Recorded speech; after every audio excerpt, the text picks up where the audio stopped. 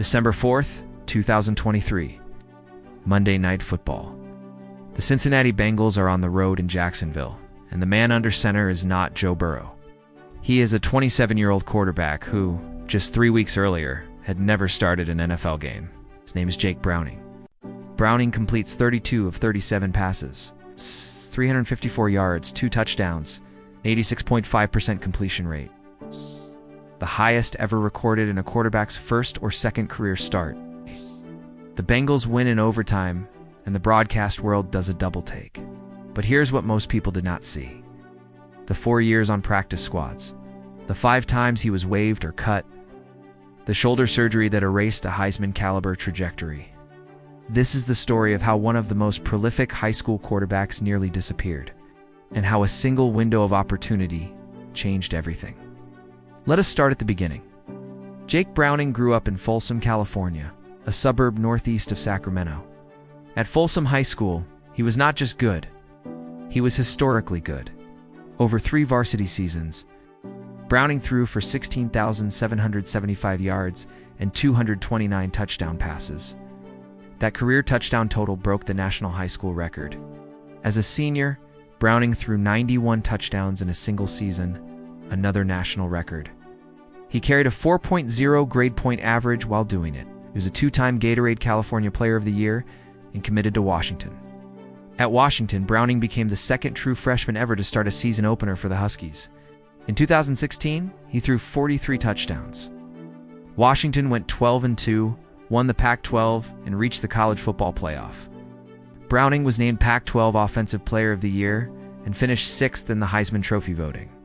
And then the trajectory cracked. Browning underwent shoulder surgery on his throwing arm. The injury had been kept quiet for months. The damage was done to the scouting report. His junior and senior seasons were productive but not spectacular. But NFL scouts had made up their minds.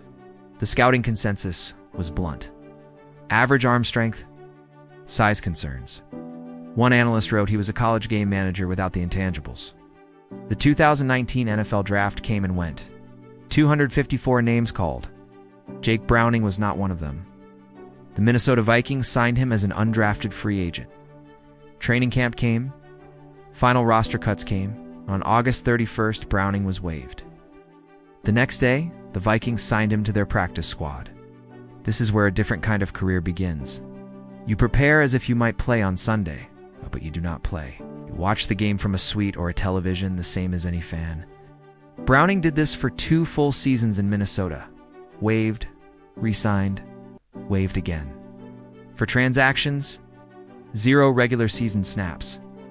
1 week later, on September 7th, 2021, the Cincinnati Bengals signed Browning to their practice squad. It was almost a footnote. He spent the entire 21 and 22 seasons on the practice squad. He was there when Cincinnati went to the Super Bowl from the margins. Then came 2023. In training camp, Browning competed for the right to be Joe Burrow's backup. He won the job. For the next 10 weeks, Browning prepared, practiced, and waited. And then, in the second quarter against Baltimore, Joe Burrow went down. Browning entered the game. The next day, the team revealed that Burrow had suffered a season-ending wrist injury.